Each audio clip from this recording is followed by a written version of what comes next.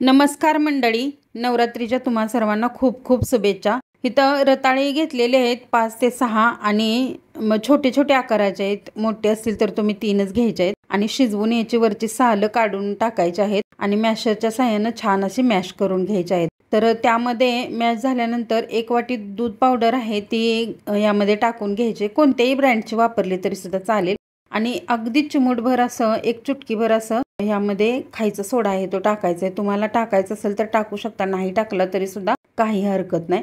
1 चमचा यावरती तूप टाकायचं आणि छान असं मिक्स करून घ्यायचं आहे। अगदी ह्याचा गोळा आहे तो अगदी पाण्याचा 1 थेंब सुद्धा न वापरता जे रताळ्याचं मॉइश्चर आहे ना त्यामध्येच हे छान असं मिक्स होतं आणि छान असा याचा गोळा सुद्धा तयार होतो, तुम्ही पाहू शकताय। तर या पद्धतीने हा गोळा बनवून घेतलेला आहे आणि त्यानंतर जे आहे ना ते ह्याचे थोडंसं हाताला आपल्या तूप लावून घ्यायचं आहे आणि ह्याचे छोटे छोटे बॉल्स बनवून घ्यायचे आहेत। अगदी जास्त मोठे ठेवायचे नाहीत, मी दाखवते त्याप्रमाणे छोटे छोटे बनवून घ्यायचे, कारण तळल्यानंतर ना हे थोडे ह्याची साईज मोठी होते। त्यामुळं सर्व जे बॉल आहेत ते आपण बनवून घेतलेले आहेत, तुम्ही पाहू शकता या पद्धतीनं। नंतर कारण हे खायला सुद्धा खूप छान लागतात गुलाबजाम आहेत ते आणि उपवासासाठी सुद्धा खूप टेस्टी आहेत। त्यानंतर कढईमध्ये नॉर्मल असं तेल गरम करून घ्यायचं आहे, जास्त कडकडत असं गरम नाही करायचं। त्यानंतर हे बॉल्स आहेत ते सोडून घ्यायचे यामध्ये आणि छान असं अगदी याचा कलर चेंज होईपर्यंत ह्याला फ्राय करून घ्यायचं आहे, म्हणजे आतून आहे ते कच्चे राहणार नाहीत आणि याचा रंगसुद्धा सुरेख येतो। तर थोड्या थोड्या वेळाने असं हलवत राहायचं आहे चमच्याच्या साहाय्यानं किंवा झाऱ्याच्या साहाय्यानं तुम्ही हे हलवून घेऊ शकता। त्यानंतर हे सर्व गुलाबजाम आहेत ते फ्राय झाल्यानंतर एका भांड्यामध्ये काढून घ्यायचे।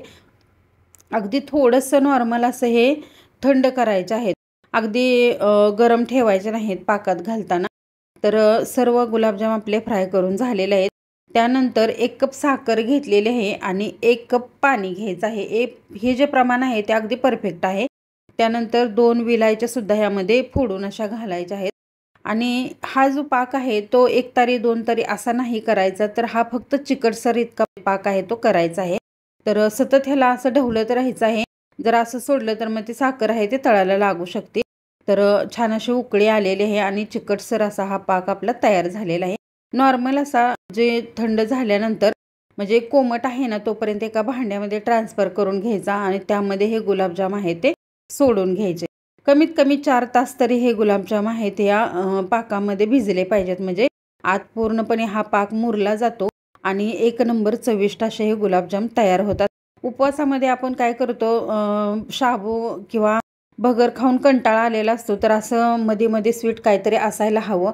त्यासाठी तुम्ही ही नक्की रेसिपी करू शकता, खायला सुद्धा टेस्टी आहे आणि कंटाळा येणार नाही उपवासाचा। तर आपल्या चॅनलवरती ना सिरीज सुरू केलेली आहे, तुम्ही नक्की चॅनल सबस्क्राईब करून ठेवा आणि रसरशीत असे हे गुलाबजाम नक्की करून पहा आणि कमेंट करून सांगायला मात्र विसरू नका। धन्यवाद।